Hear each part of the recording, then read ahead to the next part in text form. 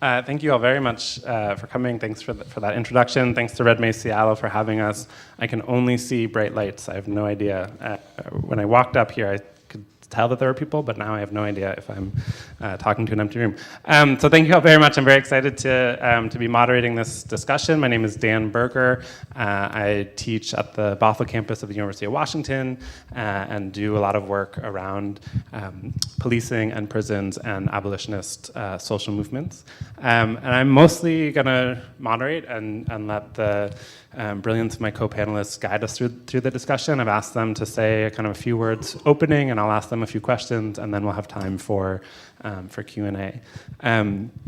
I do have an assistant here who will help as needed. So I'm just going to introduce everybody in the order that we'll hear from them, and we'll get started. So we'll start with Jordan T. Camp, who's a term assistant professor of American Studies at Barnard College. He is the author of Incarcerating the Crisis, Freedom Struggles and the Rise of the Neoliberal State, co-editor with Christina Heatherton of Policing the Planet, Why the Policing Crisis Led to Black Lives Matter, and co-editor with Laura Polito of the late Clyde Woods' Development, Drowned, and Reborn, The Blues and Bourbon Restorations in Post-Katrina New Orleans.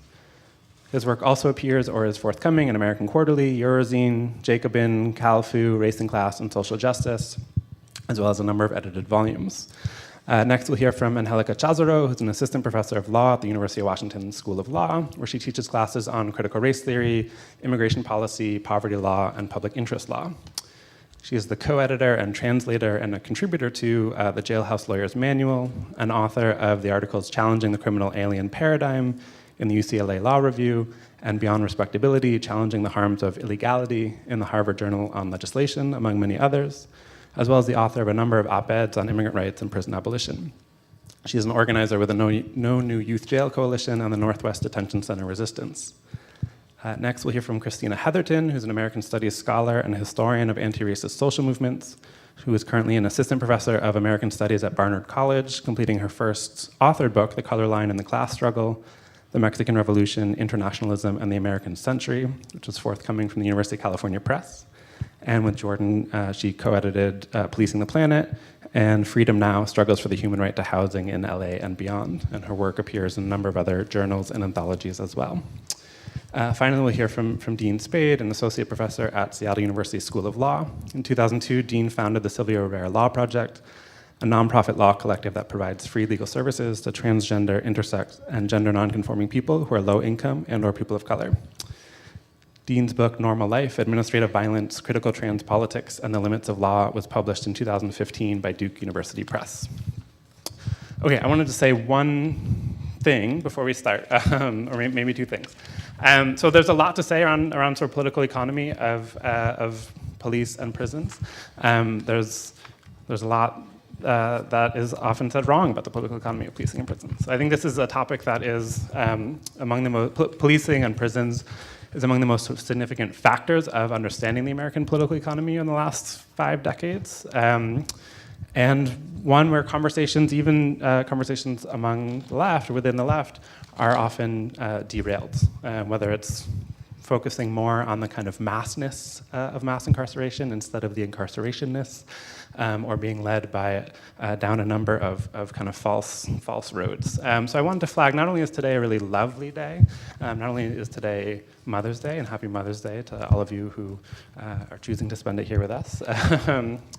But today is also the 33rd, on a much more gloomy note, today is also the 33rd anniversary of when the city of Philadelphia dropped a bomb on the house of the MOVE organization on May 13th, 1985, a sort of black radical organization in West Philadelphia, and let the fire that resulted burn down a whole city block, killing 11 people, adults and children alike, and the only person who was incarcerated from that was the adult survivor of the bombing, Ramona Africa, who has since been released, but a number of her family members from the MOVE organization remain incarcerated from an earlier standoff with police. And I think that level of severity of violence is really what we need to be attentive to when we're talking about the political economy of policing and prisons. And so I think what a number of panelists, what all the panelists I think will be speaking on based on their work, is how we see that extreme violence, right? That kind of commitment to punishment to its sort of most severe, most violent, most harmful end. That characterizes why the US has the world's highest prison population, why the US has such a militarized and violent police force. So I've asked them to, as I said, to just sort of say a few words about their work and how they approach this topic, and then we'll sort of follow up with a number of questions as well. So without further ado, sorry, where am I? Okay, so I don't know who's sitting where. Okay, Jordan, we'll start with you. Thanks. Thanks. Good afternoon. How's everyone doing? Yes? Okay. Welcome. I really appreciate everyone coming out. I want to echo Dan and saying Happy Mother's Day to mothers in the room. Thank Dan for the kind introduction and for moderating, and Philip for inviting us. And it's really a pleasure to be on this panel with Dean and Angelica. I really appreciate the opportunity to be in dialogue. So I'm going to speak for about 10 minutes, and then I'll look forward to hearing what my co-panelists have to say. In his memoir, in his memoir, No Name in the Street, James Baldwin explained that, quote, "The necessity for a form of socialism is based on the observation that the world's present economic arrangements doom most of the world to misery, that the way of life dictated by these arrangements is both sterile and immoral, and finally, there is no hope for peace in the world so long as these arrangements obtain." Now, Baldwin was compelled to intervene as he witnessed the fact that and I'm quoting him again, "the idea of a genuine socialism in America, of all places, is an utterly intolerable idea, particularly to those who are in power, who will resist its advance with, as he put it, all the force at their command." Now, Baldwin's No Name in the Street, which was published in '72, depicted a dialectical process through which socialist struggles were against capitalism had been represented in terms of rebellion, security, and as he put it, the forces of law and order. And he saw how the dominant ideology had worn thin amidst a situation where a lot of radical social movements had turned to black freedom and socialist intellectuals like Angela Davis to theorize and confront the relationships or the political economy of policing and prisons, particularly in the wake of the events of 1968. Now, Davis's writings represented the visions of a mass movement who were devoted not only to struggling against repression, but for this positive vision of socialism. So, as such, I want to suggest to you that the events of 1968 marked a turning point from which there was no turning back. The moment represented a crisis of hegemony or a crisis of authority. And while much has been written about the events in Paris, Prague, Mexico City, and beyond in '68, the crisis was expressed in US cities, prisons, and rural spaces in the form of popular mobilizations against racism, patriarchy, capital, and of imperialism.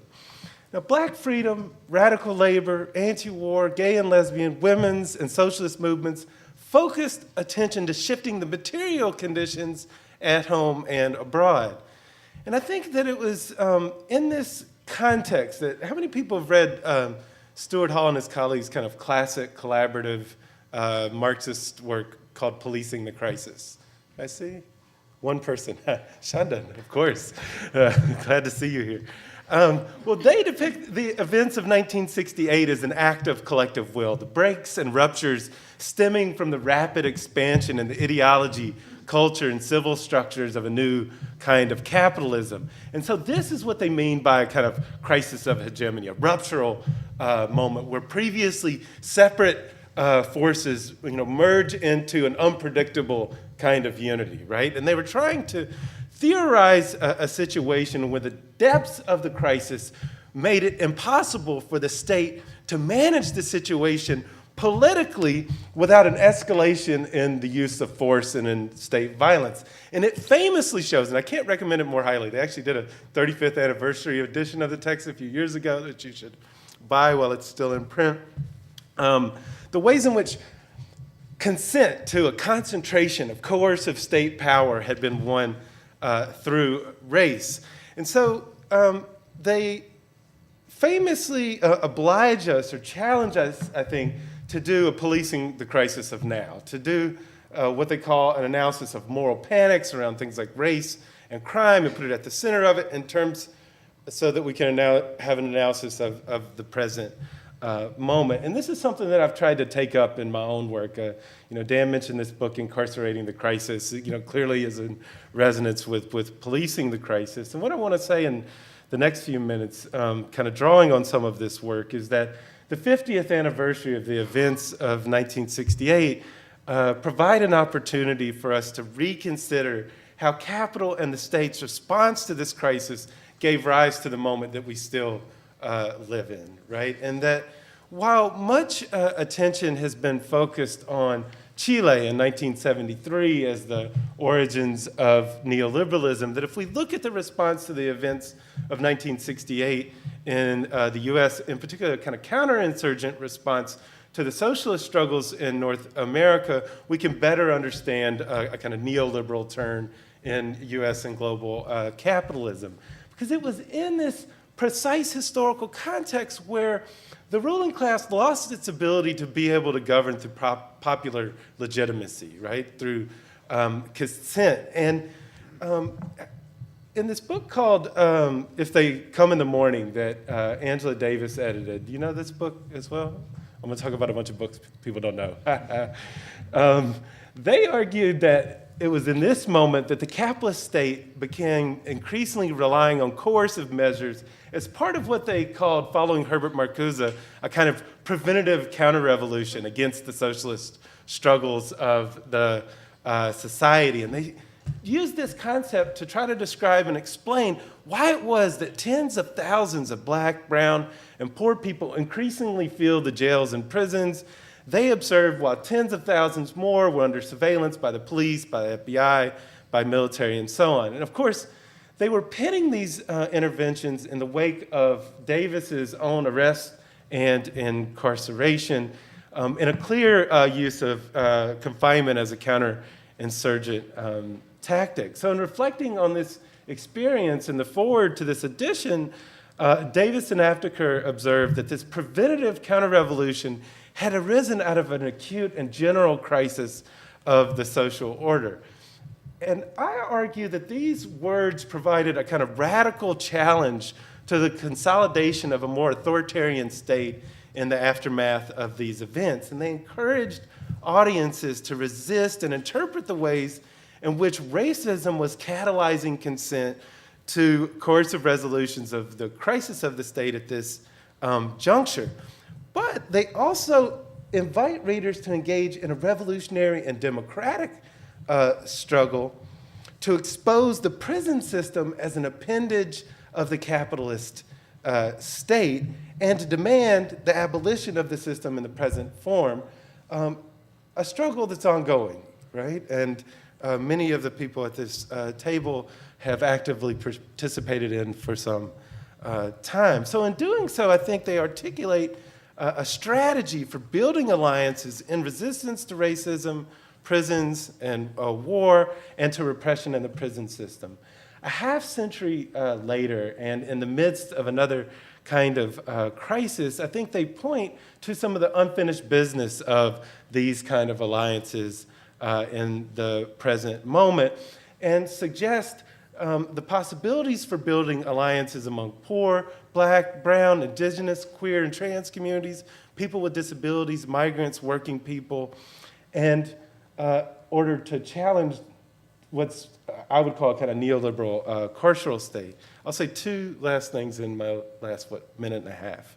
One is Dean and his colleagues have long pointed out that envisioning these kind of abolitionist alternatives will require confronting the ways that capitalist elites have used fear-mongering to distract from the ravages of capital and the state, and the ways that transformative organizing has been undermined by foundation money that redirects organizing into single issues instead of building alliances. And so in this way, I think it's really powerful. You see they have these T-shirts on, the No New Youth Jail and the People's Moratorium are actually, I think, engaging in resistance to this kind of divide and conquer strategy by building alliances that is among 60 different organizations in Seattle and arguing for a struggle against racism, poverty, and policing. So what do I want to say? I want to say that these movements can and have been drawing on policing the crisis to kind of understand their strategic options in confronting this neoliberal carceral state, because it provides readers with a way of analyzing the situation and of articulating alternatives to the kind of common sense notions around race, class, gender, sexuality, crime, and so on that have produced consent to this current settlement. I guess I just want to say that in using this category of common sense, I want to leave us with this: to understand how policing and prisons has become taken for granted in the political economy, we can specify kind of why such notions of the world are useful, because they explain a great deal about how the situation appears to people as given, right? They kind of accept it as an inevitable or natural feature. But it also illuminates the fact that there are elements of the political economy that are difficult to understand, and there are contradictions that don't make sense. And so in this moment, I think that organizers and intellectuals can engage the common sense of social movements on the ground by taking their insights and wisdom seriously, and then work to transform them into what Antonio Gramsci called a philosophy of praxis, by which he meant a kind of organizational process and practices through which these common sense or taken for granted conceptions can be articulated into new ways of understanding the possibilities for change. And I think that this is important because in Gramsci's hands, this is a way for what he called subaltern groups to educate themselves in order to avoid the deceptions of the elite, but most importantly, their own, right? And I think this is really vital, because for him, this was crucial in a moment that was defined by the rise of fascism. And in our own moment, where we have a kind of authoritarian populism or neo-fascism, I think that the struggle to transform the common sense underpinning criminalization requires us to take seriously ideological struggle. And I think that this can help us to try to win people over to the idea of redistributive justice, which I think is underpinning this campaign not to build a new youth jail.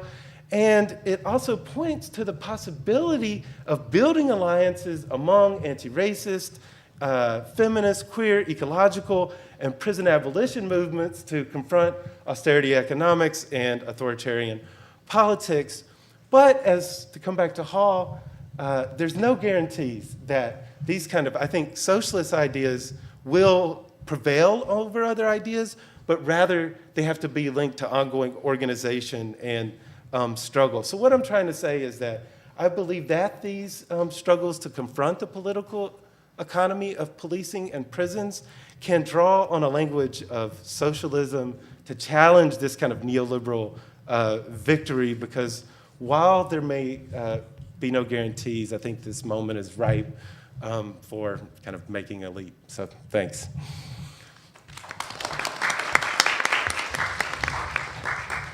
Thank you, Jordan, and thank you, everybody, for being here again on this beautiful day. I hope all of you are headed outside after this, just outdoors, just sit in that sun.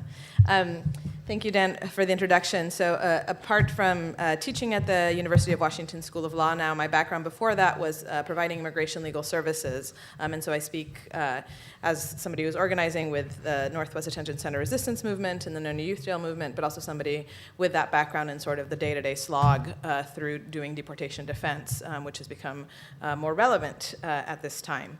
So I want to spend my time today talking a little bit about the links between prison abolition, between those horizons Jordan's is talking about an anti-deportation work. I consider abolitionist efforts to be efforts to build a new society with a new economy where prisons and borders are no longer possible or useful, and thus cages stand empty and border checkpoints become irrelevant. We're at a difficult moment right now when the state's ability and capacity to imprison and deport our community seems to be ever expanding.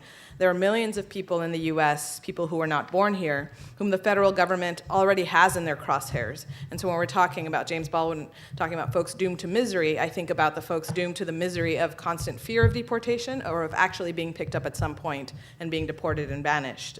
So this is a population that's vulnerable to the extreme form of violence of deportation, kind of as a permanent state, even if it never happens to them.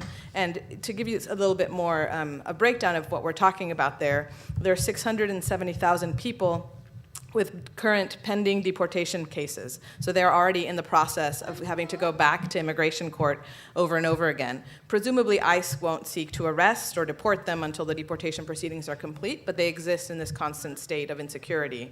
About 40,000 of them are detained. Among them are Maru Mora Villalpando, who's not detained, but is an immigration activist here in the Northwest, who's fighting her deportation precisely for fighting ICE. There's 900,000 people with final deportation orders. So these are folks who have already gone through the process of immigration court, have an order of deportation, and either never left or left and returned. They include a mix of former lawful permanent residents, so people who might have lived here for decades with lawful status, and people who never had any status. They can be tracked down pretty quickly and deported very quickly by ICE without ever seeing a judge. So these are folks for whom the idea of rule of law or due process for the most part, doesn't have any meaning anymore because they've already had that process and come out at the losing end of it and yet have resisted by not being deported yet. Presumably, though, ICE has their last known address and could go to that address to either pick them up or pick other people who live at that address now up. This population is a relatively easy target and have one of the highest risks of deportation. So when you're hearing about raids, it's often about this group of people who you're hearing about, people who are ordered deported and ICE is looking for them at their last known address, which ICE has. And ICE is Immigration and Customs Enforcement, the federal agency that does immigration enforcement.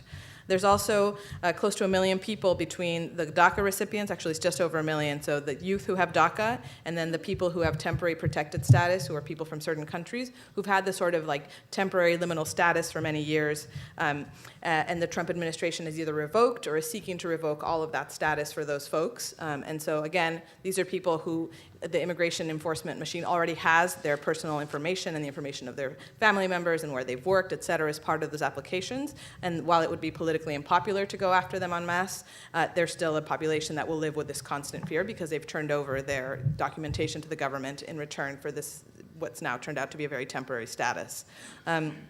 Then finally, we need to think about the 75,000 non-citizens who are in state and federal prisons. Many of them will ultimately be deportable, and there's groups here in Seattle and other places, groups like FIGHT, formerly Incarcerated Group Healing Together, who are basically fighting to try to get their folks not just out of prison, but out of interrupting the prison to deportation pipeline. So these numbers form the possible basis for the continuation of this mass deportation strategy by the Trump regime, but they also only tell part of the story. Because as terrifying and exhausting as this moment is for our communities, it's also one, as Jordan is mentioning, of possibility. What I'm seeing now is that there are more people experimenting with thinking about radical alternatives to immigration enforcement because the current reality is so terrible that the ways that people had to funnel their energies around immigration, which was this hope for mass deportation reform in Congress, that's just as like crashed and burned. And so, new doors are opening with that terrible car crash of comprehensive immigration reform.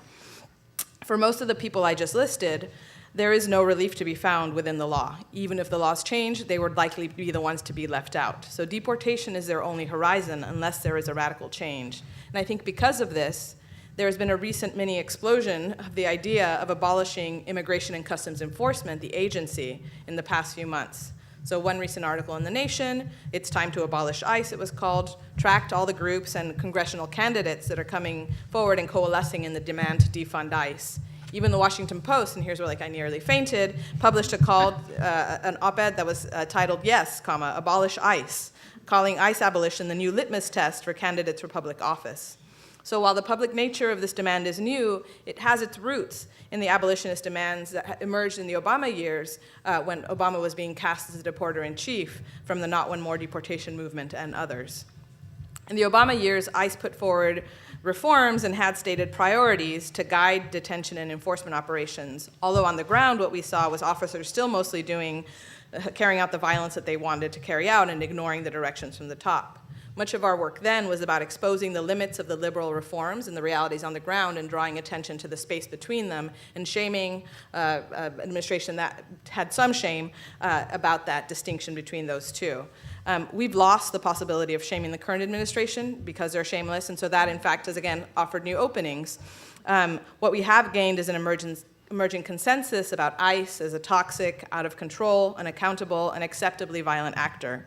With Trump and current ICE heads fully embracing and encouraging the worst, most racist instincts for violence of on-the-ground ICE officers, the possibility for a push for ICE to be eliminated altogether, rather than reformed and made more humane, as was the case in the Obama years, has emerged more strongly than ever before.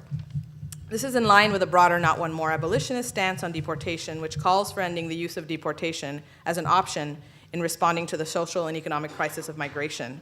The opportunity right now is to keep changing the conversation from one about fighting individual unjust deportations, which assumes that some people are deportable and that their deportation is just and acceptable and that some aren't, to delegitimizing deportation as a tactic to be used to deal with migration.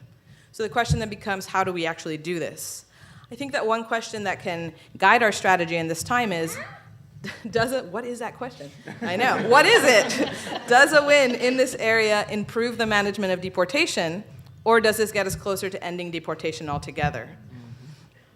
If we examine, for example, the current campaigns for securing state and local funding for more lawyers for people facing deportation using this question, we see that in the absence of a broader organizing strategy, getting funding for some lawyers for some people facing deportation runs the risk of simply improving the management of deportation. These campaigns might have more value if they were linked to a strategy of getting more lawyers for immigrants, maybe on the theory that this would clog up the immigration courts and help delegitimize the system of deportation altogether. But instead, the arguments that we often see to pass this funding often have to do with abstract notions of due process, when in reality, we know that no process will ever feel like a good enough process if you are the one facing deportation and permanent banishment from your family and community. We also know that the immigration laws as currently written guarantee deportation for many people, even if they have the best immigration lawyers available at no cost. On the other hand, winning the elimination of ICE or defunding ICE or having it reabsorbed would possibly get us closer to ending deportation. The question then is how to win that fight. I speak from the perspective of somebody living in this blue state that holds the largest detention center in the West Coast for immigrants. In states like Washington, we see the authorities coming forward, taking very strong sort of anti-Trump stands, all under the banner of being a sanctuary or welcoming state. However, unlike the sanctuary movements of the 1980s, where people broke the law and in fact served time in prison in order to protect immigrants and refugees, the current round of sanctuary policies and pronouncements shy away from any notion that they are defying the law. They're embracing the fact that they are the law and Trump is unlawful. So I think that the problem this brings up with today's sanctuary movement is that while it might be pro-immigrant, it's not necessarily anti-deportation because of its adherence to the rule of law and due process, which fully embraces and accepts deportation as a just outcome. This quote from California's Attorney General captures the current state of sanctuary politics. California is saying, we're a very strong sanctuary state, and we are, quote, "we are doing nothing to intrude on the work of the federal government to do immigration enforcement," end quote. So the current round of sanctuary policies and practices are failing to challenge the extremely wide swath of actions ICE can still legally carry out, even in places that have labeled themselves sanctuaries. Nothing in the current sanctuary policies, for example, stops ICE from going to the homes of the 900,000 people with outstanding deportation orders and arresting and deporting them and anyone else they find pretty much immediately. The current sanctuary policies don't require the states to do anything other than not actively assist ICE. So our task is to make the argument that at this historical moment, inaction and non-cooperation with ICE, while appreciated, is not enough. Thus, the second question that might guide our strategy on this front could be, what actions can we engage in to create crises that would force different actors to act explicitly with or against ICE, particularly in cases where acting against ICE creates legal liability for them? Ideally, we could move states, municipalities, universities, coalitions to consider themselves pro-immigrant, from considering themselves pro-immigrant towards refusing to recognize as ICE authority altogether. Ultimately, abolishing ICE will require taking the notion of sanctuary to the next level. This involves reclaiming sanctuary as law-breaking, not law-abiding. Rather than inviting us to embrace the rule of law and due process as an antidote for Trump's violence, I see this moment as finally inviting us to let go of our attachment to these notions as liberatory in any way. The rule of law and due process will not protect most people from deportation because there is no immigration remedy for most people under the current laws, even if they have access to an attorney. Fully embracing the reality of this can be as liberating as it is devastating. I believe this is one of the most fruitful paths towards a world where we don't accept the continued existence of deportation. Thank you.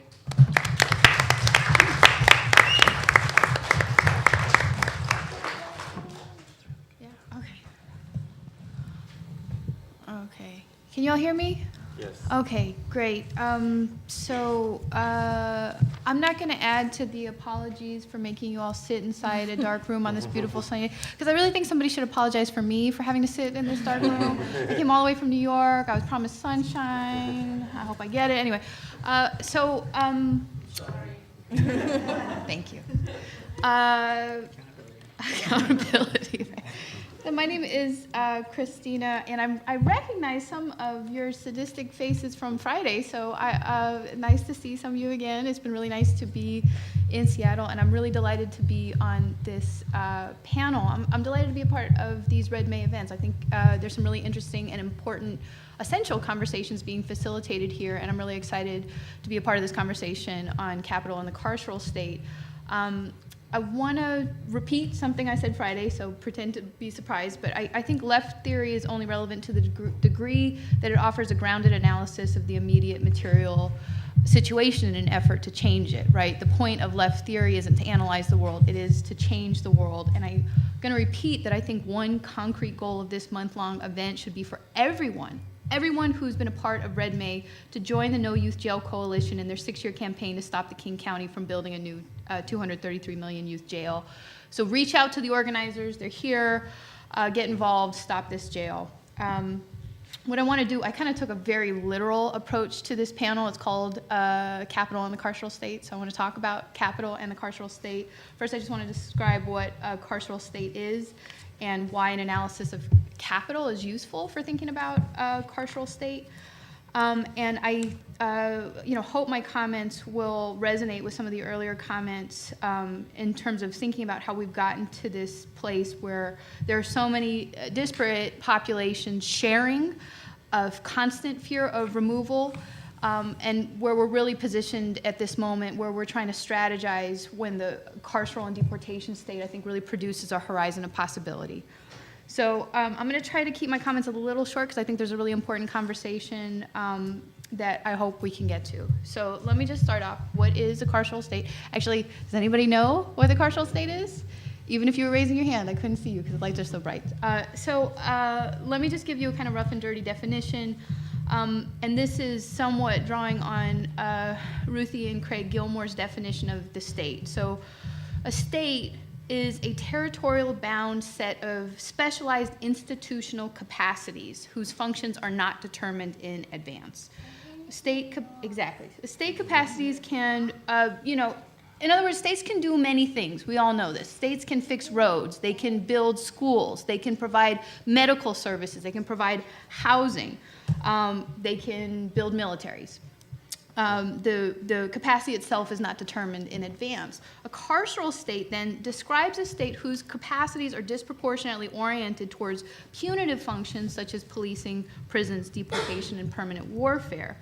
I think abolitionists have been really insistent that we understand how the capacities of a carceral state are developed inversely and at the expense of life-giving social functions. So, what might be life-generating is replaced by death-dealing measures. And I think this has really important implications for how societies are organized, what kind of sensibilities get reproduced.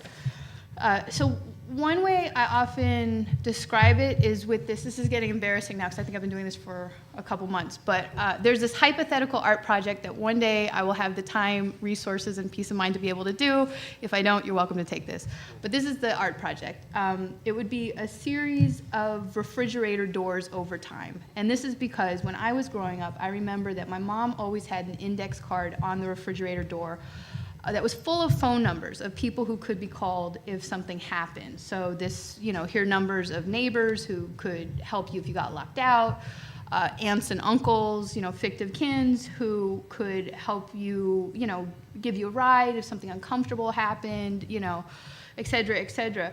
And I think my experience was similar to a lot of experiences in that, by moving to a lot of different places throughout the 80s and the 90s and seeing a lot of social ties getting frayed, the list on the refrigerator got shorter and shorter and shorter over time.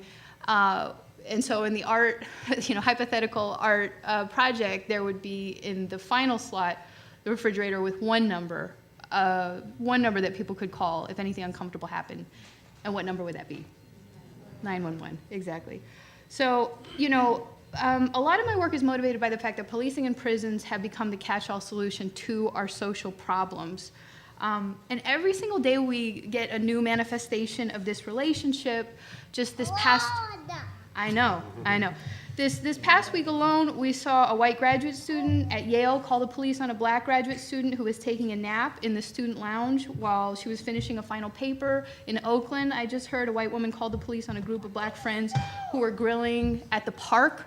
And I'm positive that this is something that you are all familiar with here in Seattle. Over the past couple days, I've gotten a pretty profound sense walking around the city of how utterly tense these redeveloped neighborhoods are. Especially during such an acute economic and housing crisis. And I think it's worth noting that there's a chillingly cruel new sensibility developing where people recognize that they have a racialized power to harass, arrest, detain, deport, imprison, or have people killed, to threaten people with that power, and they do so with the authorization of the state. And it's not that this wasn't true before, but I do think at this particular moment there's a new impunity with which this is practiced. And one key intervention in some of the work that Jordan and I do in describing these as phenomenons of within the state is simply when your only tool is a hammer, every problem looks like a nail. So when states are increasingly, so in the shift to a carceral state, instead of providing social solutions to social problems, those problems and those people become criminals and treated accordingly. So another way of saying this is policing right now is not just about the police, and neither are prisons just about prisons.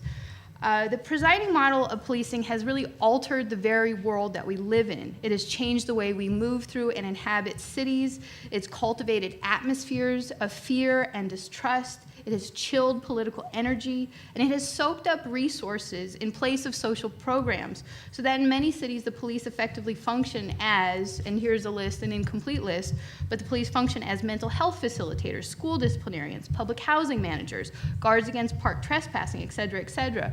And as the Department of Justice report into Ferguson demonstrated, in some municipalities the police aggressively function as surrogate tax collectors. As Jordan and I were putting together Policing the Planet during just a spate of high-profile police killings, it was really astonishing to think about this particular collision. So you have Akai Gurley and Freddie Gray both dying at the hands of police patrolling public housing units, 12-year-old Tamir Rice dying at the hands of police patrolling a public park, and of course Eric Garner killed on a public sidewalk for the sale of untaxed commodities. I think beyond the spectacular violence of these killings, these incidents also enable us to see how police not only regulate public space, but they also produce and delimit particular spatialities of the public. And this is a common sense, we argue, that has legitimated the neoliberal project both domestically and globally. Maybe I'll just kind of wrap up here with some comments about why I think this is important, and why it's important to think about capital and the carceral state. I've been really interested to see over the past couple years how a number of campaigns against policing and prisons have adopted what I would say is a specific and maybe outdated understanding of capital, particularly value production. And I'm not trying to throw shade here, but I've been really interested in campaigns, for example, against prison labor, against private prisons. There's been a lot of scholarship to debunk, both of the kind of precepts of these movements, the first being that most prisons aren't private. The vast majority of prisons are public, so it's not as if by fighting private prisons, and getting more public prisons, anybody's gonna get more free. And there's, of course, a lot of scholarship to show that the point of prisons is not the production of goods or the exploitation of labor. The function of prison is to produce idleness, to take people out of society. So it's not as if the kind of production that's happening, the kind of value production is happening is what's driving mass incarceration. But I've been really interested in why these understandings persist, because I feel like they're based on a notion of value production that's maybe a leftover of some earlier social movements. So, for example, an idea that we can identify capital as being evil when it's evil corporations that are profiting off of things unethically, right? I think that's why the private prison argument has gained so much traction, even if it's somewhat baseless. And I think similarly, this idea that labor exploitation is the key site of intervention into capital is what drives movements that are trying to fight against prison labor. So I think, the collaborations I've done with Jordan have been really driven by an attempt to collaborate with social movements to understand not only what they're fighting against, but how they're fighting and how they are understanding the situation that they are fighting. And I think in this era of neoliberalism, we kind of have to think, I'd say, with Engels, who said of the housing question, what the ruling class does is doesn't resolve or fix the question, they just move it around. And in an era of neoliberal capitalism that's governed by finance, insurance, and real estate, you see that the particular regimes of capital accumulation are, sunk into these different realms. And it's important to think about the evolution of the carceral state in alignment with those particular facets of the economy. And so, I was really moved by the comments that you made about deportation, the constant fear of removal. This is really in line with a recent dissenting opinion that Supreme Court Justice Sandra Sotomayor made in the 2014 case of Utah versus Stripe. She says, policing crimes of poverty against people who are simply too poor to pay their tickets, court fees, or citations has made them feel like bodies, quote, subject to invasion, subjects of a carceral state just waiting to be cataloged. And notes in that opinion that there are currently over 7.8 million outstanding warrants logged in state and federal databases, the majority of which are for minor offenses. So, in some of the work I'm doing now, I'm really trying to think about this hanging thread of removal, how we have to think about the crisis of policing in prisons, not just as a question of incapacitation, not just as a question of how are people moved out of society to prisons, but how increasingly is the form of supervision the hanging thread of removal that can be put on any population, I'd say according to capital's needs. I think there's an essential way that social movements, particularly the No Youth Jail Coalition here in Seattle, is helping us to understand that with a more robust understanding of neoliberalism, we can have a more robust confrontation against the capital state. Okay. Carceral state. Almost had it. All right. More robust confrontation against the carceral state. So those are some things I'm thinking about. I'm really looking forward to the discussion. Thanks very much.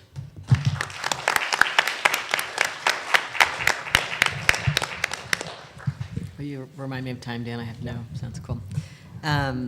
Thank you so much to the organizers of this event and to people on this panel. I just things are so terrible, and I feel so lucky that people are putting their efforts into organizing events like these and having conversations like these. I just feel like we need it, and I'm so moved by any volunteer-driven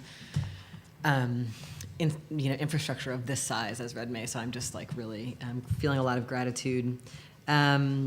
I went to the lake right before this, so I probably am not going to be very clear because I'm just still in the sunshine. I hope you'll go after this. The mic closer, sure. Yeah, I want to just, a lot of what I'm thinking, I want to think a little bit in these few remarks about the relationship between our understanding of abolishing borders and prisons and the colonial context in which the strategies that we're fighting are emerging. And so I just want to think about this in terms of like, as everyone's been talking about, thinking so much about the fact that we're having this conversation on Duwamish land and what are the kinds of like caging and removal strategies that were used against the Duwamish and that are still used through the policing of Indigenous people and through Indigenous people's targeting in the child welfare system and so many other pieces that we're going to be thinking about. So I think, to the extent that we can, in our discussion, think about each of these institutions that we're thinking about, whether it's the military or the police or the park or the university as colonial institutions, it'll help us have a robust analysis and our plans for action. One of the themes that I think we were supposed to talk about, maybe, but I might be thinking of something else, was counterinsurgency. So that's where I want to start. And I know it's a really big part of a lot of people's analysis on this. Many people on this panel theorize this much more deeply than I have. But when I think about counterinsurgency in my very basic way, I think about the fact that all the movements that we all care about on the left, all these really important movements against white supremacy and colonialism, and have really helped us see again and again that the United States itself is a war against Indigenous people, against Black people, right? The more we understand that relationship as a warfare relationship, and the example that Dan began with us with of the bombing of MOVE is like that. This is warfare, and when we understand that, we can be better at thinking about our tactics, and I think it can lead us more to an abolitionist framework. So if we know that the United States government treats resistant social movements and targeted populations as if it is at war with them, so we would be wiser to treat it as if it is a war and notice that. And this relates to Angelica's point about moving away from this these fantasies about the rule of law and finding a constitutional way to deport the right people and all of this. I mean, where as law professors, it's just like the whole thing is steeped in a fantasy about American law that it can deliver justice to people of color or migrants or Indigenous people, which it has never been designed to do. So when we think about it as a state of war, that's where the sort of counterinsurgency framework comes from. When we understand that that there's sort of, I think a lot about how there's these two poles to counterinsurgency, right? There's the ways in which the government directly assassinates and imprisons people who are in resistant movements in its war against these movements, and also the ways in which it works to delegitimize those movements and legitimize itself. This is what a lot of my work has been about, is trying to spot those spots, right? Trying to spot the ways in which our own movements' talking points and symbols are co-opted to build more of the same things that we're fighting against, and the ways in which we really struggle to discern that in order to figure out what our abolitionist futures should look like. And so one way I've been thinking about this a lot in the last few years is around the concept of mainstreaming and what happens when our movements or when certain frameworks or symbols or words from our movements go mainstream. So obviously, I've been working in queer and trans movements for 20 years, during which we've seen a mainstreaming of gay and lesbian politics. And I'm now witnessing, which I never thought I would or didn't know if I would, a mainstreaming of the idea of criminal justice reform and a mainstreaming of trans people's lives somehow, like trans characters on TV type of thing. And those processes are deeply, deeply unsatisfying, of course, because they mainly involve lifting up the idea of certain deserving subjects, right? Like the nonviolent imprisoned person, right? Or Caitlyn Jenner. Like if you're a trans person who looks like the ideal model of white femininity and is a Republican, you can be on the cover of Vanity Fair, and everybody else can just die, right? Or if you're a gay and lesbian couple who can get married, all of these things, right? This is the process of mainstreaming, and one of the things I think is that mainstreaming, it's about lifting up deserving subjects and then about producing recuperative reforms that actually recuperate and stabilize systems that we've brought into crisis through movement pushback, right? And that one of the things that happens in mainstreaming is that, I think on the kind of popular level, is that people think that the problem has been resolved. So I think this is interesting. If I'm guessing that if you looked at public opinion polls of white people in the 1940s or 50s, they would be like, yes, we want our children segregated from Black children. We don't want to share space. We think that white people are superior or whatever. They would have those ideas. And today, if you polled white people, they would say that they're not racist and that they think people of color are equal and that all those things are not true. And yet the actual conditions of people of color are, heightened brutality of a massively growing prison and immigration enforcement system. So there's a major disconnect between what we believe and what we think has changed and what the real conditions are. And so I think you see that a lot. Everybody now is I don't want to be seen as transphobic, whereas 10 years ago everybody was just yeah, totally, I'd kick my kid out because they're trans. Whatever. You see this, everybody, but you see these drastic changes in public opinion, but you don't see the conditions in the lives of the targeted people necessarily change, right? So that's a really big dilemma for us if we're actually trying to fight to win. Another framework that is useful for me around this, besides thinking about like the idea of mainstreaming or the idea of recuperation, is the idea of normalization. I learned this idea from like the Palestinian liberation struggle, where they look at how, for example, like promoting a lot of ideas about how wonderful it is that gay and lesbian and trans people can serve in the Israeli military makes that military seem like it's a space of human rights, when of course that normalizes the brutality of what that military actually is for and does in its colonial project, right? Or if we have a conversation about, like if we have a conversation about housing in Seattle and we just talk all about housing, and we never talk about indigenous people and race, then we're normalizing the realities of both the settlement of this land and the brutal racialized geography of this city. So there's that normalization. Normalization is, I think, another way to talk about this. Anyway, different frames for this idea. In the context of the colonial and racist realm that we're thinking about the politics of imprisonment and deportation in, we know that the expansion of imprisonment and of law enforcement generally is usually justified as being for the benefit of those who will be imprisoned and policed, right? So like, it'll be better if the police do outreach to homeless people, right? It'll be better if we're gonna, Dow Constantine, our county executive, we're gonna build this new, more therapeutic jail for youth. Like, that's his entire framework. And he has our talking points on lock. Like, he will talk for like an hour about how the system is fundamentally racist and how we need no new youth we need no youth detention as our goal, while he is literally the jail builder, right? So there's a lot for us to kind of grapple with there. And I want to just add into this that, the framework of the colonizer is similarly about saving the colonized by colonizing them, right? And that's often got a very big gender and sexuality-based thread. It's like, we need to fix them because they do gender and sexuality backwards. At one time, that looked like they don't have the proper gender distinctions and the proper protection of femininity. Right now, it often looks like this country is homophobic or it's sexist. We need to bomb them about it, right? Hillary Clinton, Barbara Bush, they've all had these messages. So that question, this sort of savior framework, sometimes we can see it and be like, oh, that's ridiculous, like when Barbara Bush is like, we're going to bomb Afghanistan to save the women. But I don't think people see it when it comes to Dow Constantine being like, we need to build this new jail that'll be more therapeutic to the youth.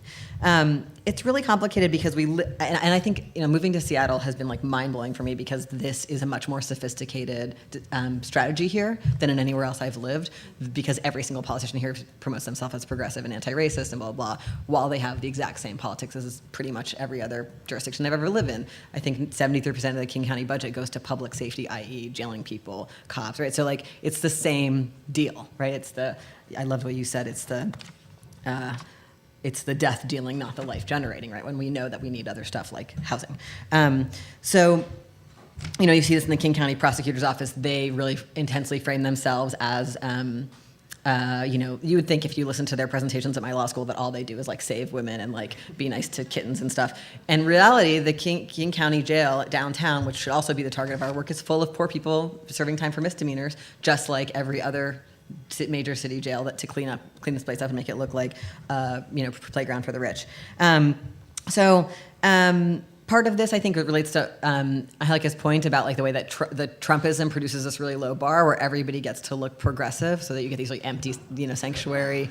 And you see this here in our county, where all the politicians are like, we like Muslims and we like transgender people. They take hated populations, they make some talking points about us, and then they get to not be Trump while they build the jail, right? And so that's a really complicated moment for us. It requires a lot of discernment. One other piece I want to say is I've been having conversations with some people in lots of other jurisdictions where we're facing, like, people in Chicago are trying to stop a new cop academy from being built, and people in Northampton, Massachusetts are trying to stop their cops from getting new riot gear. People all over are doing these like beautiful local, I would consider abolitionist campaigns to stop these expansions of capacity, right? And our goal being eventually to be able to do campaigns to like, let's shut down another precinct and let's shrink, right? Right now we're just fighting growing often.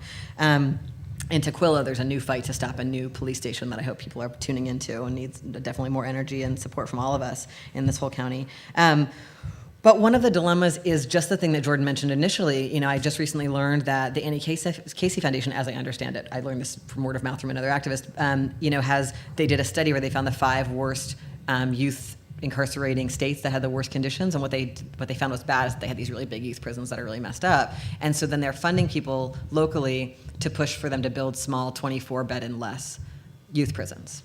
So this is deeply not abolitionist. This is building the new wave of youth prisons, right? And the people who are doing a lot of the advocacy are amazing anti-racist people who hate the system, but this is what's on the plate and this is the work that's funded. So how do we really come together to build like a meaningful abolitionist discernment so that we don't all keep getting sucked into this, in part because we get paid to get sucked into it. And certainly you could say maybe it's better for somebody to be in a 24-bed youth prison than in a 200-bed youth prison, but that is not... It is reinvestment in a strategy that doesn't work. We know it'd be way better to have their school be fully funded, to have childcare be fully funded in their community, to have arts be fully funded in their community, all the things that actually produce well-being, instead of the idea that you have to cage anybody, which is just one I do not buy into. I'll finish by saying that I really recommend the book Policing the Planet that Jordan and Christina edited. It's been so useful to me and my students. And one of the essays in there by Ruth and Craig Gilmore talks about how this is not the first time that the policing and imprisonment apparatus has been brought into a crisis of legitimacy, right? Like when our movements do good, we make them we show it for what it is, right? So this is happening, but they say that in the past, when our movements have succeeded, and that is a beautiful victory of bringing the crisis of legitimacy, it actually has resulted in the expansion of policing and the police doing more jobs, like Christina was talking about, being in your school as DARE officers and being the homeless outreach people. Actually, so right, we're in this moment where this crisis could result in people like Dow Constantine having more talking points for building therapeutic jails because jailing is racist, so he's going to build more jails. Or it could result in people hiring more cops who do more de-escalation. And the King County Prosecutor's Office now has prosecutors who do restorative justice circles, so they have more prosecutors, right? We can have it do that, or we can have it do something else.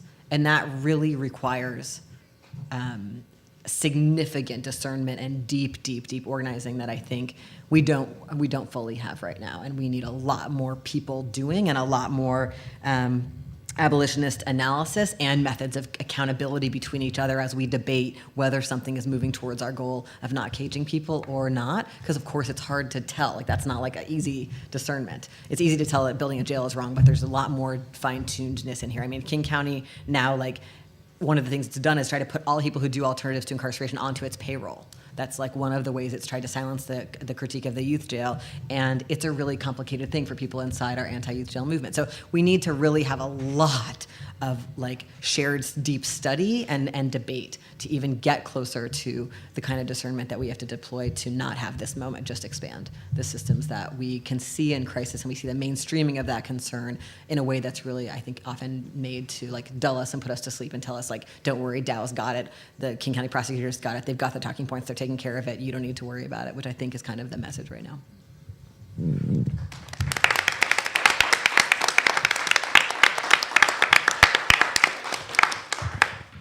Great, thank you all so much. I just wanted to clarify, we have until 4, is that right? Yeah, great.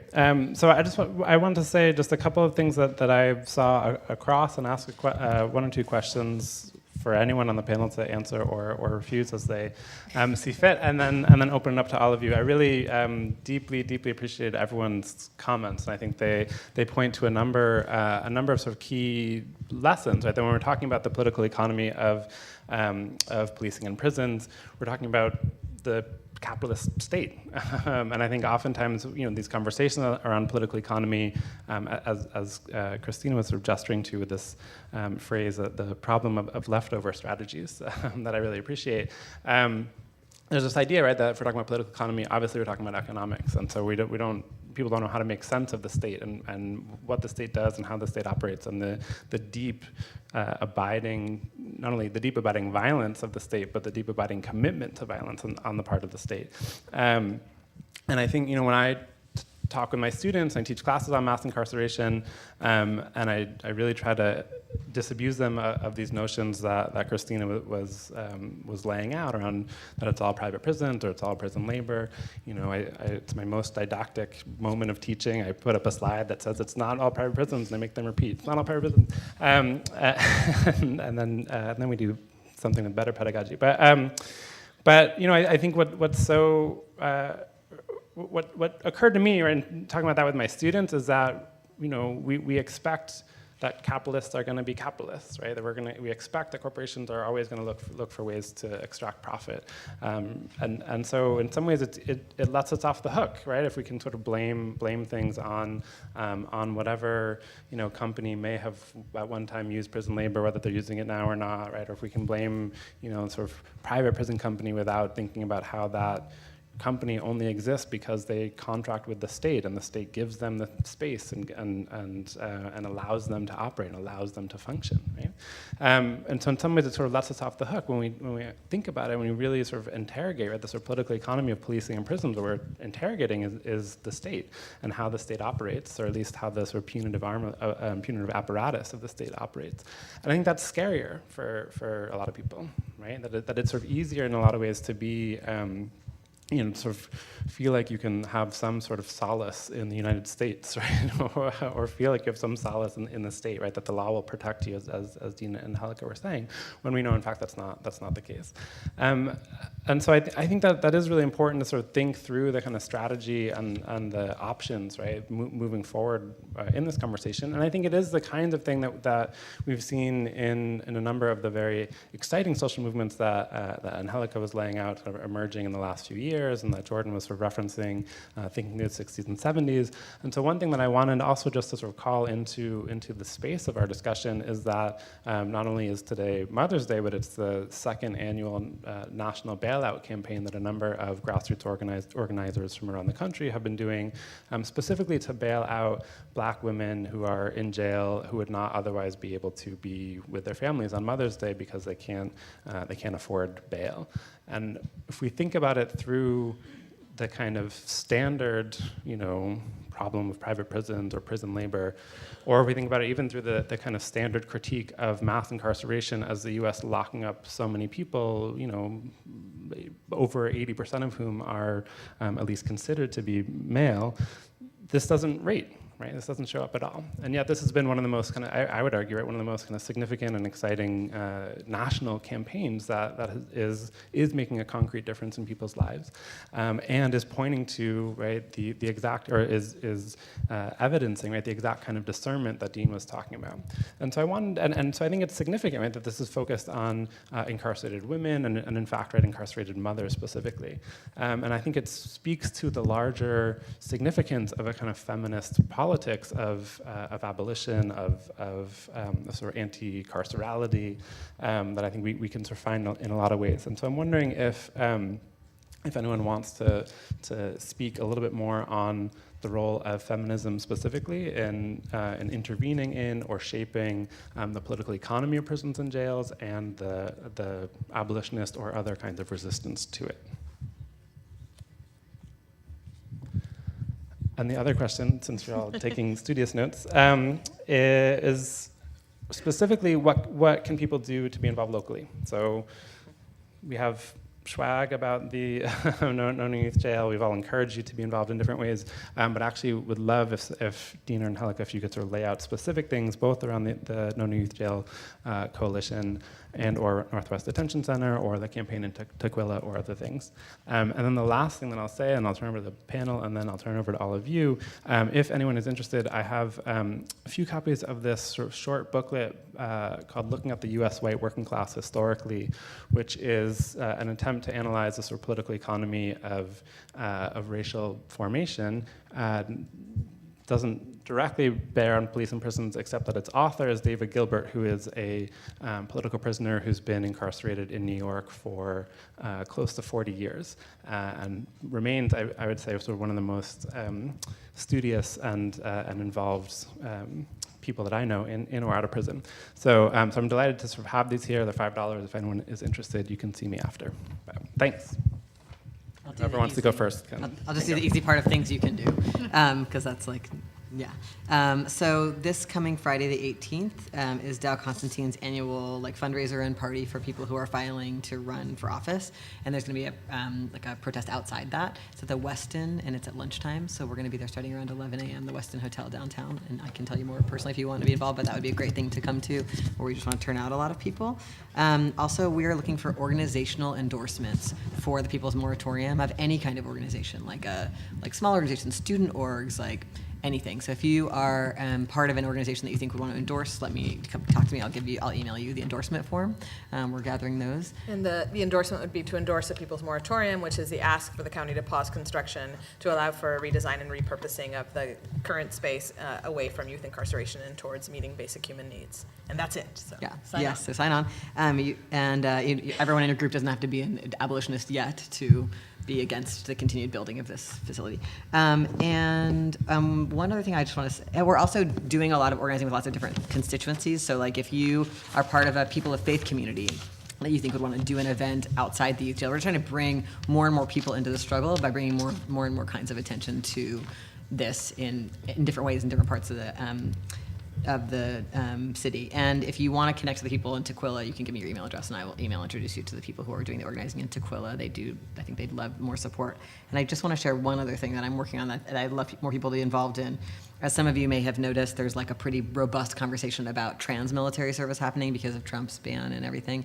And most of that conversation in the mainstream looks like lifting up how wonderful trans military service is and how wonderful the military is and how wonderful a job it is and what a wonderful things it does to protect our country, all of which are horrifying, nightmare, pro-military talking points. And so it's been very, very hard to get more left framings about this into media. Like even the left media is kind of stuck on this framework because I think they're trying not to be transphobic and can't hold the complexity. So one of the things that local organizers are doing is working on trying to do anti-military recruitment booths and flyering at Pride and other queer events all over our region all summer, and people around the country are doing this, and we're going to be developing materials and stickers and fun things, and we need people. You don't have to be trans, you don't have to be queer, just people who are willing to talk about like why the military is like a really shitty job that you can't get out of and ends up being really high space for sexual assault and trauma and suicide, and why the VA abandons you, like just to get real with people about what the US military is, that it's the biggest polluter in the world and largest source of violence in the world. So if we need more people for that, we're having a meeting on Monday night, and I would be really excited to invite you to that. You can be from any community who's allied to queer and trans people and against war. Thanks. The other thing with the No New Youth Jail Coalition is that you don't have to come to our very fun but very long meetings to be part of this. You can organize your own communities to be against the jail. So we're happy to, we've developed toolkits, and so you don't have to wear the T-shirt to be against the youth jail, but you can organize, as Dean was saying, whatever communities you're part of. We all have a stake in the fact that the county is investing in this mistaken path that's designed to last for the next 50 years. So whatever community you're from, you can speak from that community to Dow directly. We have everything that you need to take action, so please do get in touch. In terms of Northwest Detention Center resistance, we're a group that is trying to work to shut down the detention center, the immigrant detention center down in Tacoma, and now we're fighting to both do that and support the organizing inside, and then one of our founders is now facing deportation again because of her work fighting, is being targeted for deportation herself. And so Maru Mora Villalpando will be outside of the immigration court where she's scheduled to appear on May 22nd at 12:30 p.m. And so we'll be having a rally then, and it's a great way to sort of meet other people who are interested in shutting down ICE presence locally. And that location, 1000 2nd Avenue, which is across the street from the Federal Building, is a local office for ICE in downtown Seattle, and it's sort of hidden away, and so we're trying to bring as much attention to that space as possible. You can also follow us on Facebook. We have various organizations that have held down Solidarity Days down at the detention center now for almost 2-3 years. And so if there's a day a month or a day every couple of months that your group could hold down a Solidarity Day to share information about our work with people who are coming to visit their loved ones and share food and support, you can talk to me about that. And then we'll also be launching a tour called the Chinga la Migra or Fuck ICE tour. That will be a national tour. We'll launch here because we're especially angry at ICE here between June 4th and 6th. And so follow Northwest Detention Center Resistance for more information about that, and I promise we will have a lot of fun. Thanks. Feminism. Okay. Yeah, I'll happily try to respond to that. I was really fortunate to be a part of a recent collection called Feminists Confront the Neoliberal State, where I tried to work through this concept of what I call imminent violability. What does it mean to be in a condition of always being on the verge or always fearing that you will be violated. And by violation, I'm thinking pretty expansively along the lines of all the terms we've discussed today. And I see this as related to a number of radical feminist interventions that people have made about about capital. But maybe I'll back up and just sort of explain where that comes from. Some of the article deals both with my relationship with different social movements that have been fighting against warrants and removals, but I was also really compelled by a case in Oklahoma of Officer Daniel Holtzclaw. This was a police officer in Oklahoma City who stalked, raped, abused, beat a number of black women after a number of routine traffic stops. And when you actually read the depositions from the case, what you find was that all of these women were pulled over ostensibly for a warrant check, right? And so then when you did a kind of survey of the area, you found out how many people in these low-income areas had some kind of warrant, or there was a great potential that they had a warrant, and a warrant usually resulting from the fact that people couldn't afford to pay a ticket for an infraction the first time. So it's like a poverty crime on top of a poverty crime produces a warrant for arrest. And this officer was basically cruising around, picking up women on the pretext that he was doing warrant checks, and then violating them really seriously. The case helped me concretize this intervention about, I think, this generalizable condition that really begins from the already existing gendered vulnerabilities that people in this society face, and then, get coupled with this expanded carceral state. In the piece, I try to draw from some of the interventions from feminist socialists who have really asked us to think about how does capital work, right? As we talked a little bit about on Friday, I think what's kind of difficult in terms of our analysis of capital, as you mentioned, is that sometimes we can get stuck with capital being in this one realm of production. But socialist feminists have really helped us to broaden that analysis, to think about social reproduction, to think about the spatial aspects of capital's reproduction, and to think, therefore, about other ways that people are made vulnerable under capitalism, and why it is that we have to turn to unemployed, incarcerated people, underemployed, homeless people whose struggles don't often register initially as the cutting edge of the class struggle, but if you have, I think, an expanded notion of feminist social reproduction, the whole terrain of class struggle shifts, and I think the way that we analyze policing shifts with it. So I always try to do a kind of hopeful end to these points, but that's kind of a downer. But I think as Dean and the rest of the panelists have said, if we're going to fight this, we actually have to have a very sharp analysis of what we're up against, especially as it keeps shifting. And I think thinking through the insights of radical feminists, particularly feminists of color, who've been theorizing these things because they've been struggling against them for so long, is the only path forward.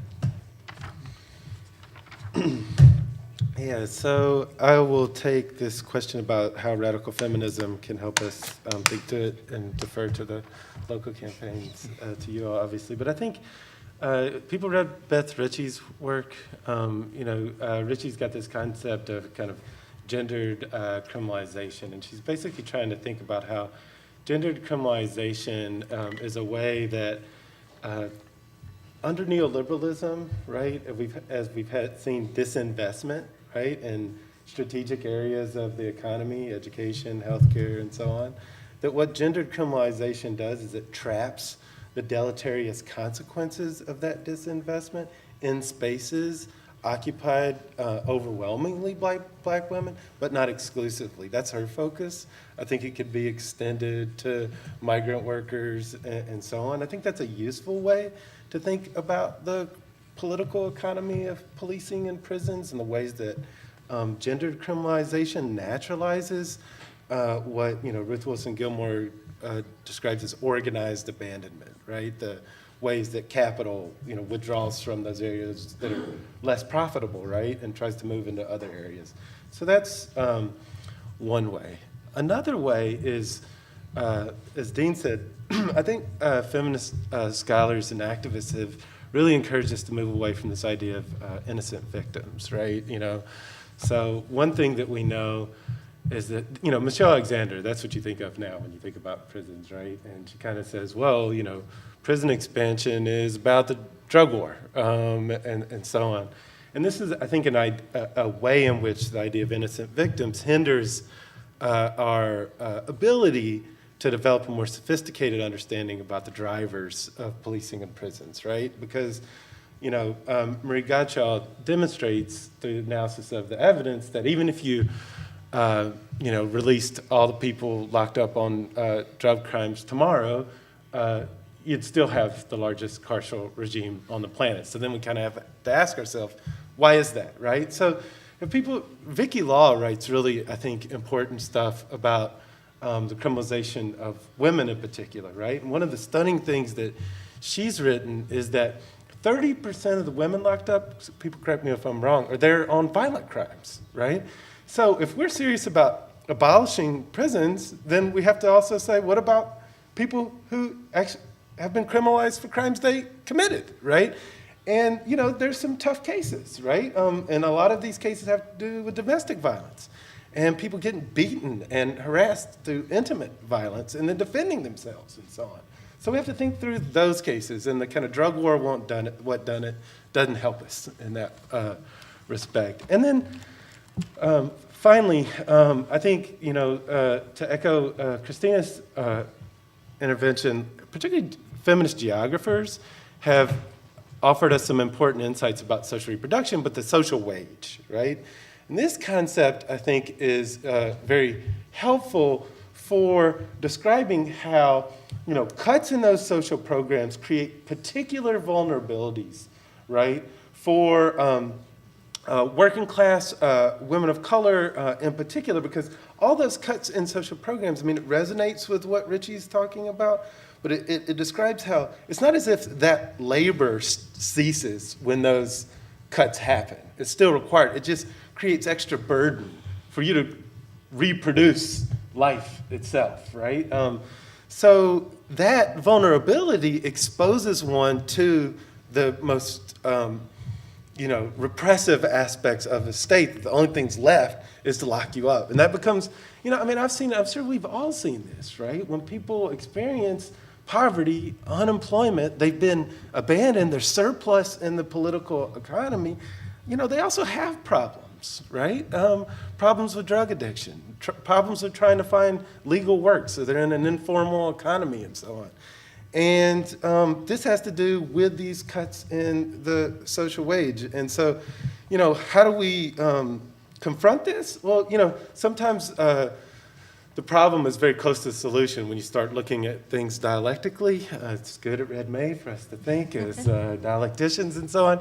So I think one way to confront this is through a feminist notion of a social wage, right? It becomes a way to build the kind of alliances I was alluding to in my talk across seemingly disparate groups. And finally, a lot of people like Hazel Carby, a black feminist who's a student of Stuart Hall, kind of extended his work on moral panics around race to think about how moral panics around gender and sexuality work.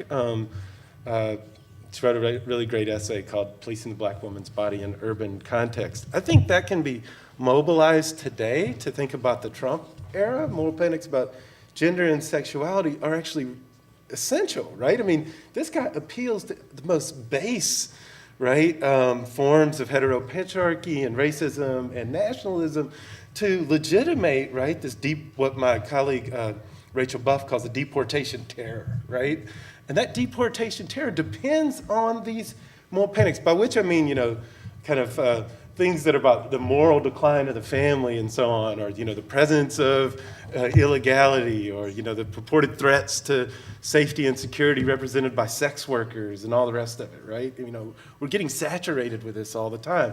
And I think this naturalizes and sustains the expansion of policing and prisons as a response to a legitimation crisis that's represented by a few things. One is the downturn of the political economy after 2008.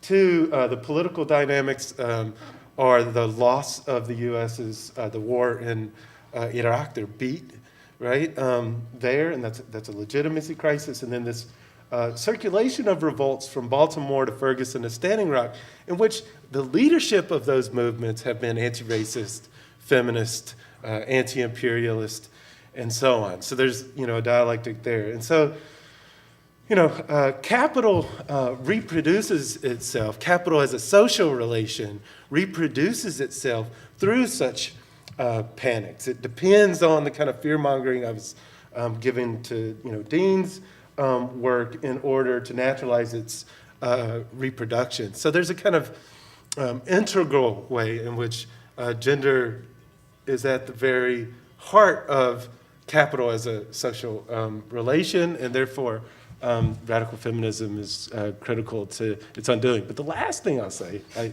think, is that this is not straightforward. Feminists has also collaborated in the naturalization of the expansion of the carceral state. We would be remiss not to think through that. Gottschall's first book, Better Than Her Second, goes through this in great detail.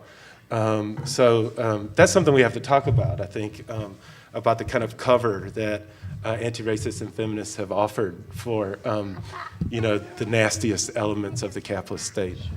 And I'll give one example of that happening here, which is that, of course, King County and the state of Washington have all come out against these partnerships. Like, we do not partner with ICE. Sure, we don't take any steps to actually stop ICE, but we're neutral on ICE. We're just not going to let them do anything, except for, again, Homeland Security investigations, the agency of ICE that is housed at 1000 2nd Avenue, where I will see you all on May 22nd.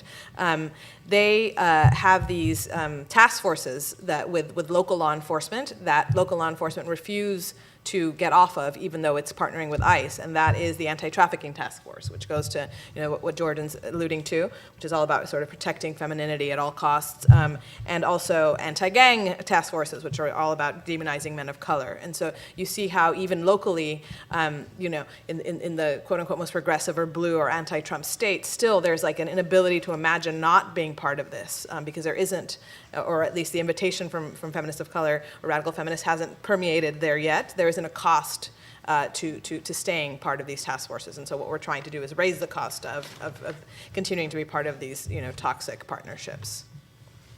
And the less legitimate this system is, the more it relies on saying it's pro-woman, pro-gay, this is the Seattle Police Department's fucking rainbow sticker that's on every, if you were a business owner, please take that sticker down and put up some actual queer symbol if you want it to. It kills me that people think they're welcoming us. They're putting a police sticker. Right? I feel like, and that came during the DOJ investigation of the police department. They needed cover, and that they used the rainbow flag. So we have about 25 minutes or so for questions, discussion, comments from you all. Maybe we'll take a couple at a time. Yeah. Sure. Yeah.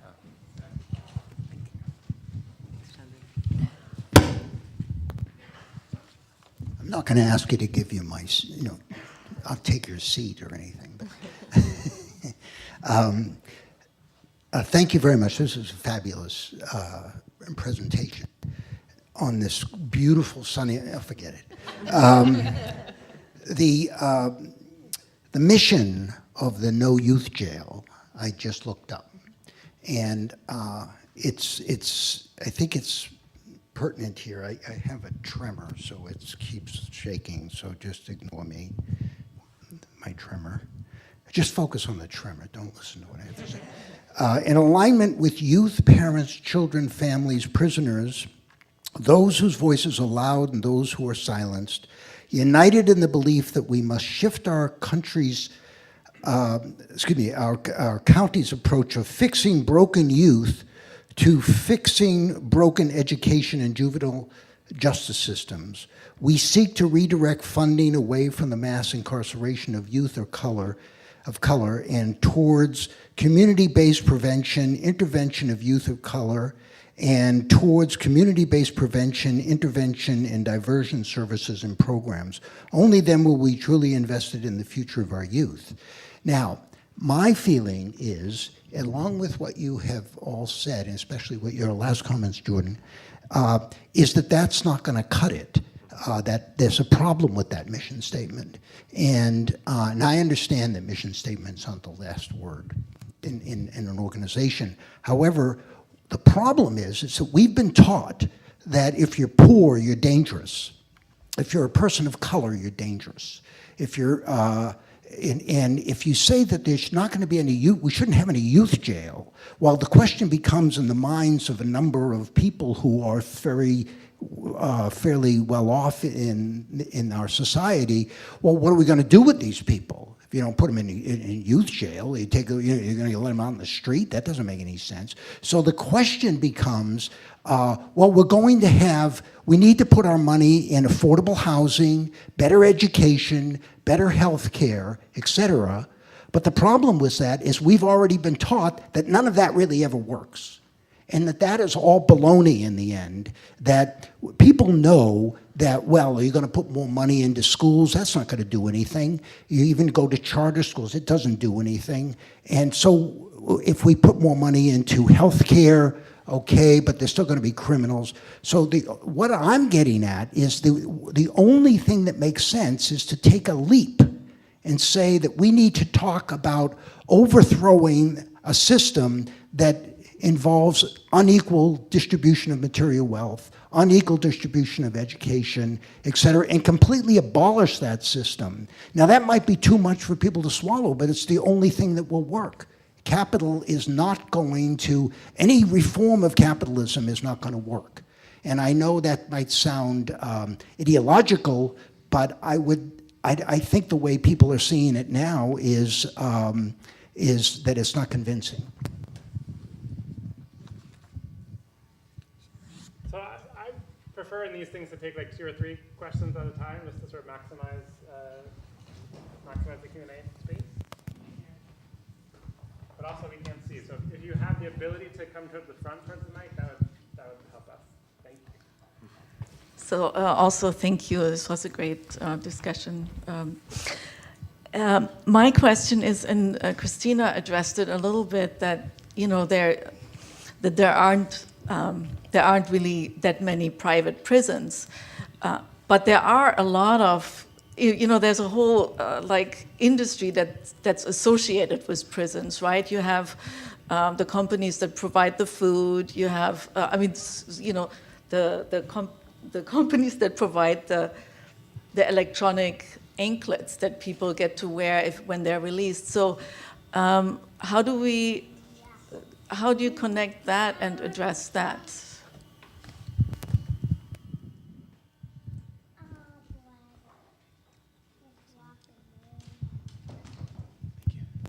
Thank you all. This was excellent. My name is Matthew. I've also been active in the No New Youth Jail campaign the past 6 years. And Dean, thank you so much for naming the sort of emergent move towards decentralized incarceration. I was wondering if we could explore that more. I think one of the strengths of the campaign against the youth jail is it's a centralized target, right? So we've been able to bring groups from all over the city together to this spot right in the middle of the city, and raise sort of abolitionist politics in that context. And I'm wondering if they will try to take that opportunity away from us, by moving the carceral apparatus further south and throughout King County and dispersing it. The movement in Tukwila seems really important to resist that. And I'm also thinking about the rebellions in large-scale prisons like the California hunger strike and whatnot, and how effective those have been, because they're sites of mass resistance. There's so few sites of mass resistance now with the neoliberal shift and the decentralization of factories and the old sort of neighborhoods being decentralized. So seems like prisons and large schools are sites of potential uprising, and they might be, in terms of counterinsurgency, anticipating that and trying to prevent that. So how can we get a step ahead of that? One of the main roles I've played in the No Youth Jail organizing has been as a teacher at a alternative school. So I work at a credit retrieval program, dropout re-engagement program.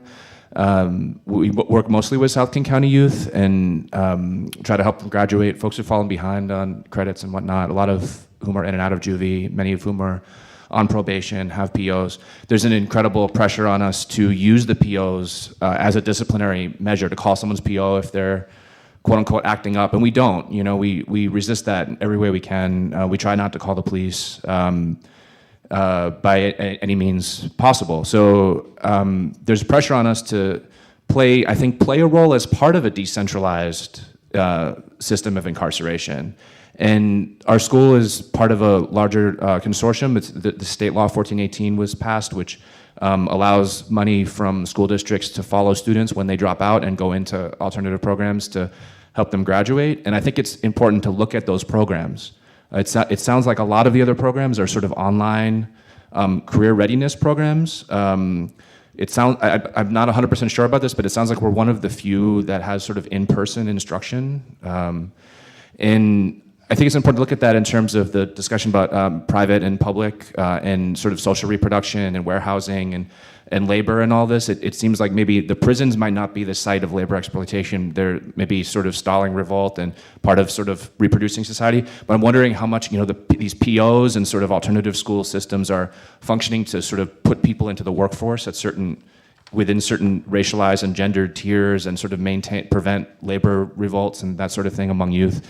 I think it's worth really analyzing and noticing that, and as sort of part of a discussion about the possibility for struggle in South King County, particularly both potential uprisings and potential counterinsurgency, and how can we start to think and strategize not just in Seattle but further south as folks are pushed out by gentrification. I'm wondering if folks have thoughts about analyzing that at a political economy level, or are there movements that have sort of organized in decentralized ways, countywide in other cities that we could look at, or things like that.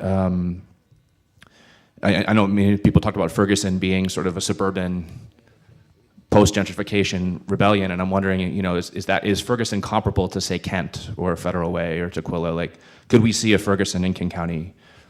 Things like that. There's one more hand. Do we want to hear it? Oh, sure. Yeah. Did you have your hand up?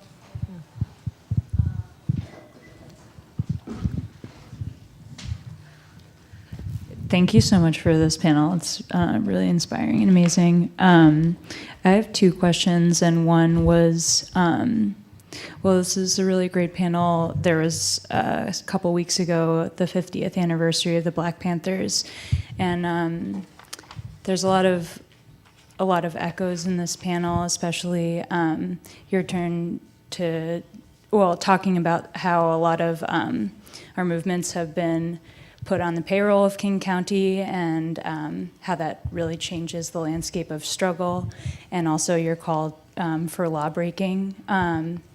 And at that talk, I think someone asked Aaron Dixon what strategies we should do to kind of ask for reform, and he unflappably said, we need to have autonomous movements. We used, when we saw holes, we would fill them ourselves, basically. So I'd just like to hear a little bit more about, because you've been talking about lines, and I'd just like to hear a little bit more about autonomous movements. And I also would love to hear more about the connection of financialization and real estate, and how our economy has changed to policing and in Carceral Capitalism by Jackie Wang. She talks a lot about risk and how that converts from policing and who's considered a risk in public to also who's considered a risk financially in regimes of debt. So I'd love to hear the spatial aspect of policing.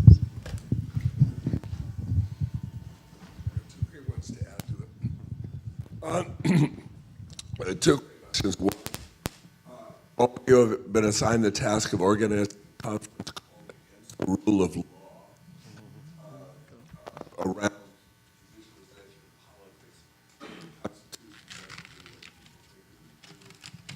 what sort of topics would you have on that weekend? That's one question. Second is comparative penology. I don't know about this, but I'm thinking of Scandinavia, or policing, for example, a story on the New York subway where some Scandinavian cops were on vacation in the subway, and there was an incident that would have occurred which would have instantly left the guy dead, and instead they de-escalated it. Not to romanticize Scandinavia or say that there are no problems with racism, but the question is this: why did, under two capitalist regimes, the approach to building prisons here was to create a kind of anti-New Deal, as Nikhil Singh said, a bizarro world where the only state-building project that the U.S. has been involved in for 40 years is this. That's all we have to show. Now, it didn't happen quite that way in Scandinavia. So why under capitalism does it happen in this place? Is it just linked with the histories of genocide and slavery that we have here that they don't, at least to that degree? And is there anything we can use from what they do over there as a lever to kind of open up the fear that exists in America towards any kind of alternative to what's going on?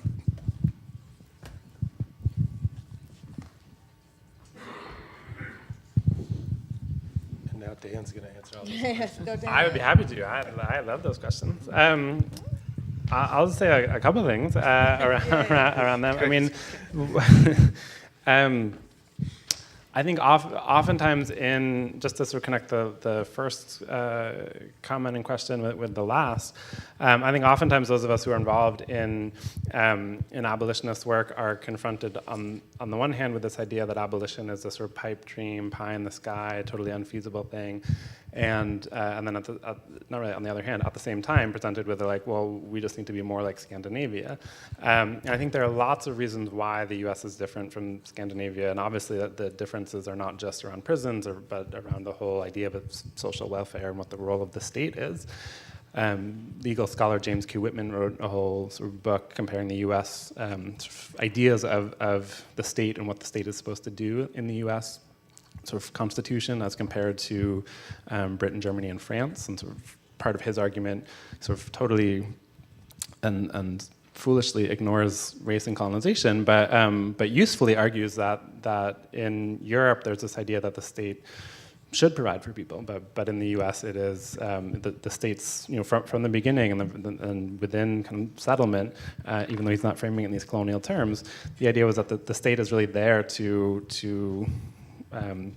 as a sort of bulwark against chaos, right? And that's its only function. And so, whereas prison reforms in Europe have been met with a kind of leveling up, right, so that everyone is treated better, prison reforms in the US are met with a leveling down, so that everyone is treated worse. So in the 60s, for instance, you had lots of campaigns against indeterminate sentences, that people would be sentenced to serve, 5 years to 50 years, or someone that I wrote a lot about, a revolutionary named George Jackson, was serving 1 year to life in prison.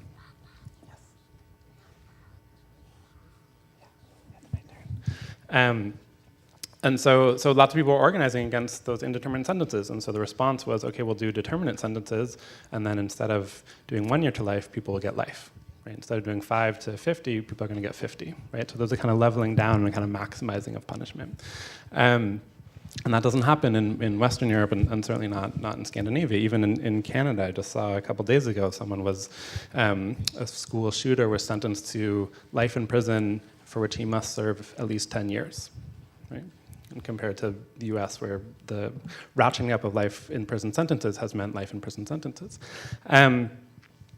Now, this is actually where I think one of the reasons why I think abolition is so critical. Right? That abolition is much more organically rooted within the U.S. history and U.S. context than Scandinavian anything. And so I think any sort of hope for a kind of liberatory future, I think we have a kind of rich and necessary and important history within the US of abolition and what abolition means and looks like. And I think that's why a number of abolitionists, like Angela Davis, are very self-consciously making connections to Du Bois and Du Bois's work on Black Reconstruction and on this idea of abolition democracy. And I think the idea that abolition is just, you say no more prisons and then all prisons go away is as realistic as saying no more capitalism and all capitalism goes away, right? These are things that need to be actually fought for, right? These are things that need to be developed and built and structured, right, in people's common sense, but also in the kind of social, political, and economic infrastructure. And so I think what groups like No New Youth Jail and others are doing is actually providing the kind of infrastructure and apparatus for that to happen.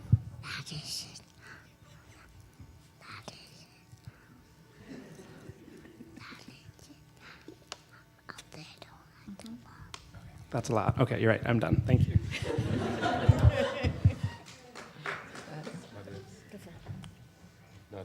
No, please. Oh, God. No, you got this. So, not necessarily, actually. So maybe the Conference Against the Rule of Law, I'm going to leave for you, right? So the financialization and real estate question, one of the things that, financialization is not new, right? We've read Giovanni Arrighi. We know it's has deep roots, right? But we know that it's taken a distinct form in the post-1970s period. And I think one of the things about thinking about the dominance of finance was already kind of alluded to in Christina's discussion about, we have these fire economies that overwhelmingly construct the political economy of cities, right? And it makes it so that cities compete with each other to attract capital, right? To attract investment. And one of the ways that a city can be more attractive for capital is to present itself as more safe and secure for, middle and upper class residents and owners, and so that they can have, like Seattle, the whole landscape of the place is just a fantasy of the ruling class. It's a really, I haven't been here in years, but it was just incredible. And and middle class people like me, there's a little cafe I can write in and everything, right? But what we don't always think about is how these forms of policing of broken windows or zero tolerance are what Christina and I describe as the political expression of neoliberal capitalism at the urban scale, right? It becomes a way of managing the problems produced by finance capital's dominance in the political economy, right? Capital's been delinked from production. It finds new ways of value creation by, banking on risk and so on. And that's part of what happened with the subprime mortgage crisis. You passed securities around, and then, eventually they blow up. So, this sustains gentrification, and it restructures space. It reconfigures the ways that, police become the kind of cutting edge in some ways of making sure that capital can have a return on private property, essentially, is the way that I would think about it. I think that, the 50th anniversary of the Black Panther Party and how to think about strategies. I think, the Black Panther Party, we often forget they were socialist, right? And one of the things that they really focused on were these, socialist programs, right? Like, how are you, and that, it made sense in that moment to do like kind of breakfast programs. That was one of the key autonomous strategies, as you put it.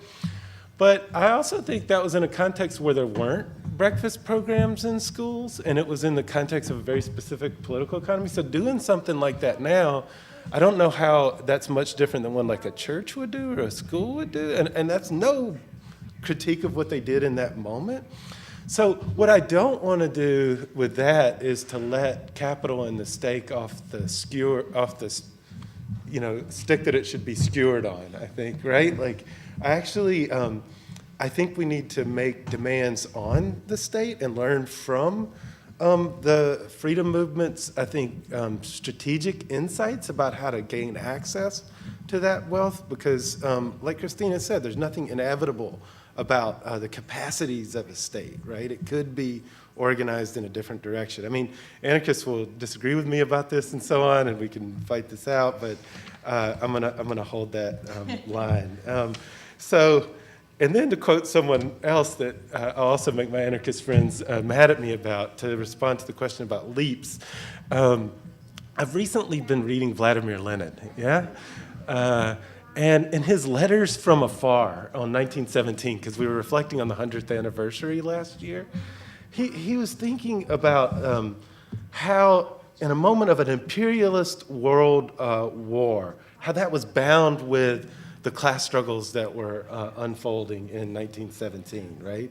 And he was trying to understand how it was that they were going to turn a civil war, turn an imperialist war into a civil war between classes. And he says it was his analysis of this moment in history that helped him understand how this revolutionary crisis was, as he put it, an extremely unique historical situation, absolutely dissimilar currents, absolutely heterogeneous class interests, absolutely contrary political and social strivings have merged, and he says, and created a strikingly harmonious manner. And that was really interesting, because he said it was in this brief moment that it enabled the revolutionaries to advance the struggle. And he offered this insight that he said, such an analysis is required for explaining the peculiarity of what he called a present situation, and using these peculiarities to advance first a struggle for democracy, and then a struggle for socialism. And he said that's the only way to make good on these demands for peace, bread, and freedom. So what am I saying with all that? I think that this is an extremely unique historical situation, and that socialists have to think through what are those convergence of seemingly divergent interests to lay out how you can increase and actually make it so that people's lives are better and they get a taste of freedom, right? If we could stop building this new youth jail in Seattle, people can see that they can win. And once they understand that they can win a campaign like that, maybe then they can redirect those resources, right, into an end to poverty and more bread, more freedom, and maybe even socialism. Yes. Yeah, I think about the past 6 years of trying to stop this jail building project, and it really is about creating a city or a county or a location where it becomes politically impossible to have a jail building project, and what that opens up. And what I think about, on the days that I'm depressed about it, I'm like, oh God, 6 years in, if I had known in 2012, maybe I would have been like, let me choose another campaign. But because it's still, it's going up brick by brick. But then I think about the fact that this past week, the board of directors of some of the largest nonprofits in the city were forced to sit down together and hash out whether or not they were going to take an abolitionist stance. And most of the people on those boards, some of them are community members, some of them are very wealthy people who probably never just thought, well, the county said it's a good idea, so probably that's a good idea because I'm a good Democrat and I voted for this person. We're actually forced to reckon with an abolitionist politics and what it would mean, and what it means that they've given to the state and to the county all this power to determine what happens with their youth because they believe in the lies that the county has said. I think it's also been really helpful to call out the contradictions between, what Dean was talking about, the sort of like liberatory language that the county so quickly co-opts, and the reality. And so on the same day that the county basically sued to stop us from appealing the permit to build the youth jail, they also, the head of the county made a public statement calling for zero detention of youth. And so, for us, that's bananas, but, for him, that made total sense. And so continually calling out those contradictions, that you can't just absorb our language and that we're going to keep showing up and we're going to keep pushing back, to me creates that very necessary opening, which links to me to sort of like, what does it mean to have an abolitionist movement in Seattle or more broadly? And to me, that's deeply linked to the project of 21st century socialism, which is not, what we put on our endorsement form, but it is that. It is this idea of like, if you're unlocking the jails and the prisons and letting the youth out, and you're having to figure out how did people end up there to begin with, it means unlocking the buses. It means no fare enforcement because so many people people end up with these low-level misdemeanors and in these jails because of fair enforcement. It means unlocking healthcare. It means thinking about what universal healthcare would look like so that people with mental health crises aren't funneled into prison. It means unlocking, public transit. It means unlocking the city and county budget so that 70% of it isn't going towards public safety. And so, this idea of unlocking and expansiveness sort of opens the possibility of building towards 21st century socialism, but it's necessary to have an anchor like this local No New Youth Jail Fight or No New Police Bunker in Tukwila to begin funneling people into that new form of thinking and being, of imagining other possibilities.